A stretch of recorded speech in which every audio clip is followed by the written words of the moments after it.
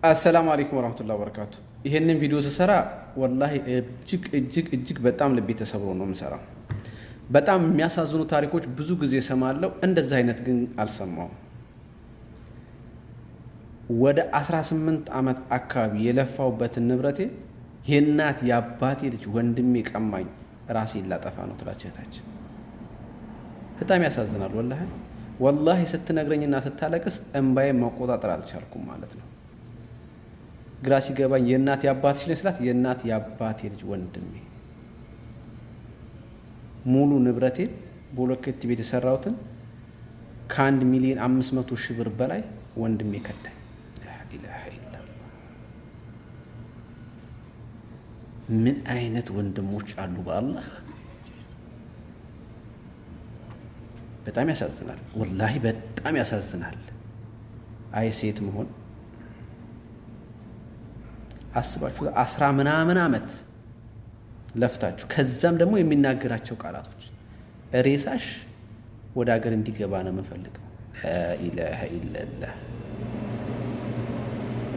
ዱዓ አድርጉላት፣ ወላሂ ዱዓ አድርጉላት። በጣም ኃይለኛ በጣም መጥፎ ስሜት ውስጥ ነው ያለችው። አላህ ጽናቱን ይስጣት። ምን አይነት ወንድሞች አሉ በአላህ።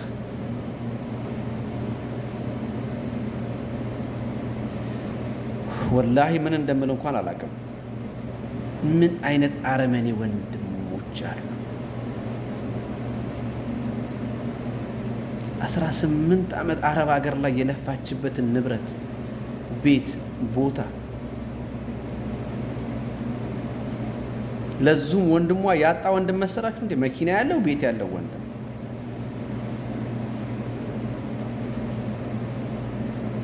ዱዓ አድርጉላት ብርታቱ እንዲሰጣት። እኔ ወላሂ በምን ቃል አይዞሽ እንደምላት ግራ ገባኝ። ያ ረብ።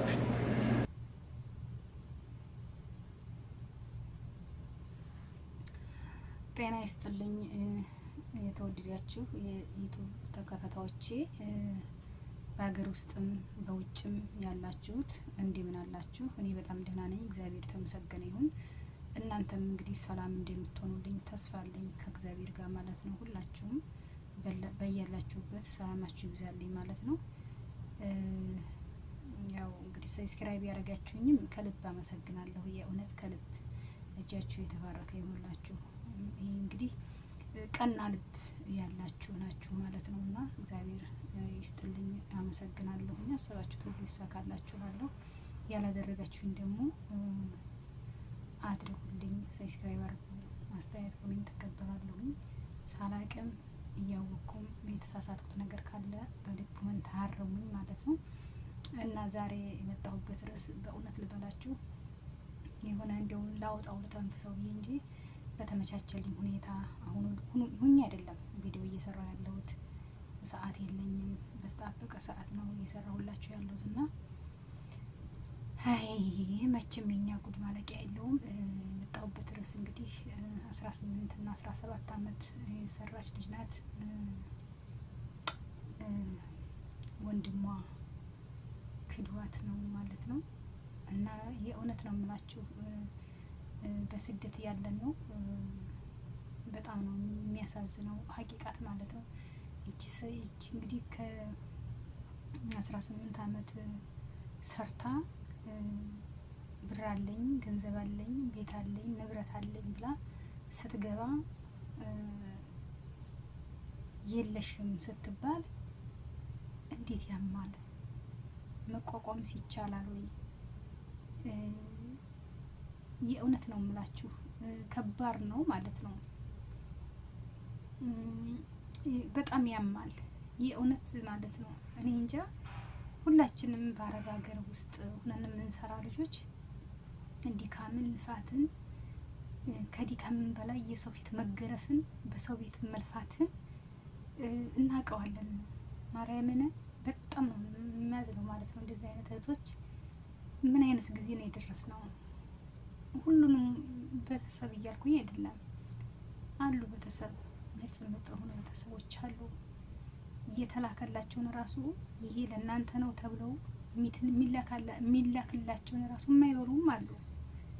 ልጃችን ስትመጣ ብሎ የሚያስቀምጡ አሉ ማለት ነው። እና ደግሞ እንደዚህ እንዲሁ በጣም ከባድ ነው፣ የእውነት ከባድ ነው ማለት ነው። እና ያቺ ልጅ አሁን ወደ ሆስፒታል ሆናለች። ሆስፒታል ራሷን እንትን ብላ ምናምን ነገር ማለት ነው። እና ሁለተኛ ደግሞ ለእናቷ 19 ሚሊዮን 9 ሚሊዮን መሰለኝ ይቅርታ 9 ሚሊዮን ብር እየላከች ካላስ ያኔ በእናቷ ስም ነው የምትልከው። እናት ናት። እናት ማለት እናት በእርግጥ እናት ሲባል እንዲህ ይለያያል። ዞሮ በእናቷ እየላከች እንግዲህ ይኸው ከእህት ከወንድም ከልጅ ከእናት አባት እንዲህ ለማን አስቀምጡ ሊብሮ ይላካል? በእውነት እኔ እንጃ። በጣም እኮ ነው የሚገርመው። ቶቼ ስትሄድ ምን ብታገኝ ጥሩ ነው? 300 ብር ልጅቷ ምንድነው ሂሳብ ሰርታ ሄደችው 9 ሚሊዮን ብር ማለት ነው። ምክንያቱም የሰራችውን ብር ስለምታውቀው ማለት ነው። በምትልክ ሰዓት ትደምራለች፣ በምትልክ ሰዓት ስለምትደምር ብሯን ታውቀዋለች። እና ወዴት እየሄድን ነው ማለት ነው። እኔ ብዙ ጊዜ በስደተኞች ላይ ነው እንትን የምለው። ምክንያቱም አለፍ ሲል አንድ ሰው ቢማርበት እያልኩ ነው የምሰራው። የእውነቴን ነው የምላችሁ። እኔ ብዙ ተከታይ ኑሮ ምናምን አይደለም፣ ብዙ ሰው ያየኛል ብዬም አይደለም። ግን አንድ ሰው እንኳን አለፍ ሲል ቢያየው ጥሩ ነው ብዬ ስለማስብ ነው።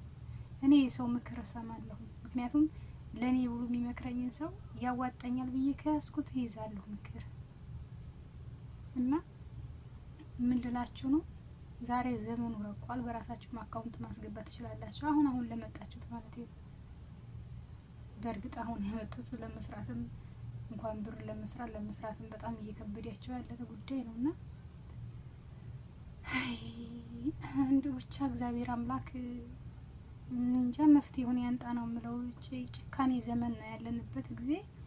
በጣም ማርያምን በቃ የምንተሳሰብበት ሳይሆን ጭካኔ የበዛበት ጊዜ ነው ያለው እንግዲህ። እና በስደት ያሉ እህቶቼ ብራችሁን ለመያዝ ማለት እንዲሁ በራሳችሁ ቡክ ለማስገባት መሞከር፣ ቤተሰብ የማያስቀምጥላችሁ ከሆነ ማለት ነው። ሁለተኛ ደግሞ ምን ልበላችሁ፣ ቤተሰብ የማያስቀምጥላችሁ ከሆነ ደግሞ በጣም አስቸጋሪ ነው። ቤት ደግሞ ስትገዙ ቤት ስትሰሩ ደግሞ በስነ ስርዓት ፎቶ እያስላካችሁ ማርያምን ነው የምላችሁ ብራችሁን እያሰባችሁ። እኔ እንጃ አይደለም 17 አመት ይቅርና እኔ የአንድ ቀን ደሞዝ ያቃጥለኛል። የአንዷ ቀን እኮ ነው የምላችሁ፣ የእውነት ነው የምላችሁ። አንድ ቀን ቢቀርብኝ እንዲህ ነው የሚያንቀጠቅጠኝ። ለምን ለአንድ ቀን እምለፋትን እኔ ነኝ የማውቀው፣ እምደክማትን ያችን ቀን እኔ ነኝ የማውቀው ማለት ነው። ስለዚህ ሀገር ሆናችሁ እንዲሁ ለፍ ስትሉ የኔን ቪዲዮ የምታዩ ምናልባት ብር ለምትበሉት ቤተሰብ ማለት ነው ተቀምጦልሻል፣ አጉል ተስፋ ይሄን ያህል ብር አለሽ እያላችሁ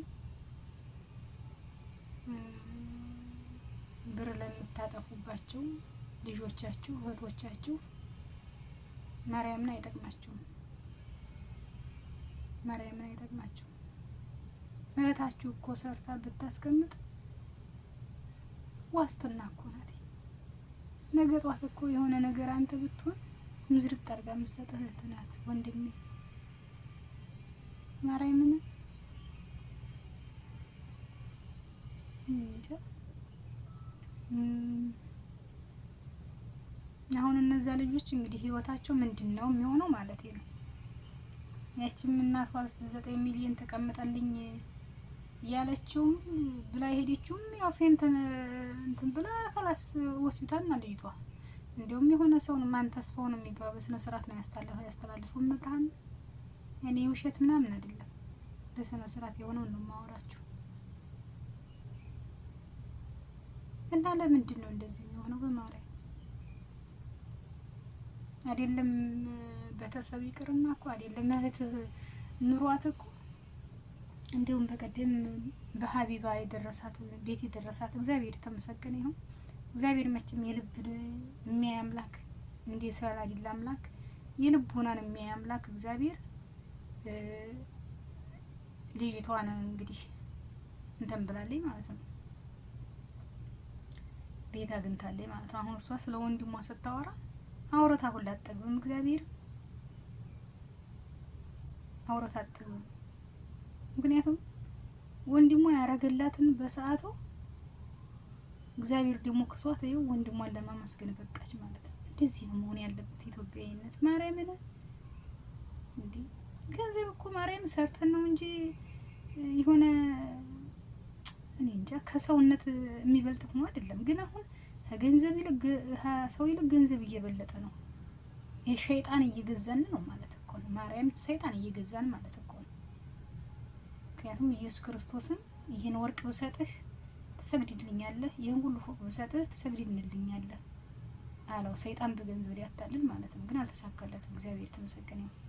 አንተ ሰይጣን ዘወር በከፊቴ ነው ያለው። እኛም ገንዘብን የሆነ ነገር እንገዛበታለን፣ የሆነ ነገር እንጠቀምበታለን እንጂ በሰው ልጅ ልንለውጠው አይገባም ነው። በሰው ልጅ ልንለውጠው አይገባም። የእውነቴን ነው የምላችሁ። ሁለተኛ ደግሞ ለጥሩ ቤተሰቦች ጥሩ ቤተሰብ በጣም ብዙ አሉ። በጣም ከኔ ቤተሰብ ጀምሮ ማለት ነው። ከኔ ቤተሰብ ጀምሮ በጣም መልካም ቤተሰብ አለ።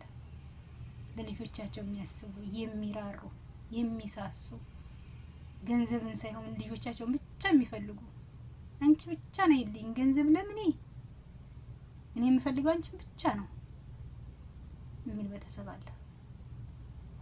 እነሱ ደግሞ እድሜና ጤና ይስጣቸው፣ እድሜና ጤና ይስጣቸው። ለነሱ ለሚወዱ ደግሞ ልቦና ይስጣቸው። ማርያምን ይሄ ሰይጣን ስራ ነው። እና እህቶቼ እንደኔ በስደት ያላችሁት ልፋታችሁን ቆጥሮ በሀገራችሁ ያስገባችሁ የኔ ማሮች፣ የእውነት ነው የምላችሁ። ገንዘብ ደግሞ ገንዘብ ያዙ። ጉልበት እየደከመ ሲሄድ ሁሉ ነገር በቃ እንዴት ነው ገንዘብ ያስፈልጋል ማለት ነው። ገንዘብ ምን ገዛበት ምን ተጠቀምበት ማለት ነው። እና ይህችን መልእክት ላስተላለፍ ብዬ ነው። ማርያምን ወንድሞች የሚሆናችሁ ታዲያ ወንድ በላብን እንትን በላብን ይባላል። ምን ይደንቃል? የእናትሽ ልጅ ቅርጥም አድርጎ እየበላ ወንድ ልጅማ ያልተወለደሽ ያልተዛመደሽ ቢበላሽ ምንም አይገርምም። እመቤቴ ምንም አይገርምም። ምንና ቃላት እያጠረኝ እኮ ነው ዝም የምለው። አንዳንዴ መናገር በጣም ያለኝ ይሰማል። ምሳሌ አንድ ሰው ሊያርፍ በቃ እንግዲህ በቅቶኛል ካላስ ሀገሬ ልገባ ነው ብሎ ሀገር ገብቶ ያ የጠበቀው ነገር እንዳልሆነ ሲሆን ምን ይባላል? እመቤቴ ምን ይባላል? ያው መሞት ነው። ምንም አማራጭ የለውም እኮ በህይወት መኖር ከባድ ነው ማለት ነው። እንግዲህ ቪዲዮ ጥራት የለውም። ምን ትረዱኛላችሁ ብዬ ተስፋ አለኝ። እግዚአብሔርን ነገሮች ሁሉ ለበጎ ናቸው። አንድ ቀን ተሳክቶ በሀገሬ ገብቼ ከቤተሰቦቼ ጋር ከልጄ ጋር ቪዲዮ እሰራለሁ። እግዚአብሔር ሀገራችን ሰላም ያድርግልን። ለጊዜው ያው በማይመቻች ቦታ ሆነን ነው የምንሰራው። መቼም አረብ ሀገር ያላችሁም ሆነ በእርግጥ አሁን ኢትዮጵያ ያለ ሰው ይረዳችኋል። እኛ የት ቦታ እንዳለን ይረዳልና ትረዱኛላችሁ ብዬ አስባለሁ። ትረዱኝም አላችሁ። ሰብስክራይብ አድርጋችሁ ደግሞ ሰብስክራይብ አድርጉኝ። ወዳችኋለሁ፣ አከብራችኋለሁኝ። በያላችሁበት ሰላማችሁ ይብዛ። ሙስሊምም ክርስቲያኑም እንደዚህም የተለያየ ሃይማኖትም ጸሎት እናድርግ ሀገራችን ሰላም እንዲያደርግልን። ምክንያቱም ሀገራችን ሰላም ሲሆን ሁሉ ነገር ሰላም የሚመጣውና ሀገራችን እግዚአብሔር አምላክ የተረጋጋች ሀገር እንድትሆንልን፣ ሰላም ያላት ሀገር እንድትሆንልን፣ የድሮ ፍቅራችንን በዘር የምንባላውን በሃይማኖት የምንባላውን ወደዛ ገለል አድርጎ ይህን ሰይጣን ወደዛ ብትንትን አድርጎ የድሮ ስስልባችንን የድሮ መፋቀርን የድሮ መዋደድን እግዚአብሔር አምላክ ያምጣልን እላለሁ። እንደ ኃጢአታችን እንደ በደላችን ሳይሆን እሱ በቸርነቱ ሁሉን ይቅር ብሎና በእርግጥ ኃጢአታችን እንኳን ይቅር የሚያስብል አይደለም፣ ግን እሱ እንደ ሰው አይደለም። እሱ እንደ ሰው ስላይደለ ይቅር ይላል።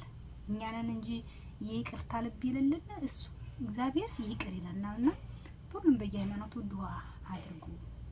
ሀገራችን ሰላም እንድንሆን በስደት ያለንም ሰብሰብ ብለን በሀገራችን ሰርተን የምንለወጥበት ሀገራችን ፍቅር ናት። ፍቅር ለምለም ናት።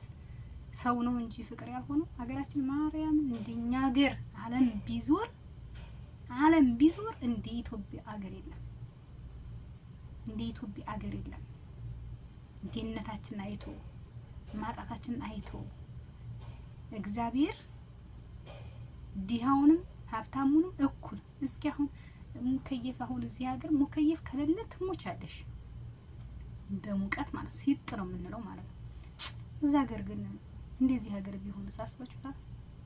ድሃ ይሞታል፣ ሀብታም ይኖራል ማለት ነው። ቢያንስ አየሩን እንኳን ትንፋስ እንዲኖረን አድርገው እግዚአብሔር ፈጥሮልናል ኢትዮጵያ ማለት ነው። እቺን ሀገራችን ደግሞ በጸሎት እናስባት። ወዳችኋለሁኝ፣ አከብራችኋለሁኝ። ባላችሁበት ሰላም ሁኑልኝ። ወደ ስራ ልገባ ነው እንግዲህ ቻው ባይ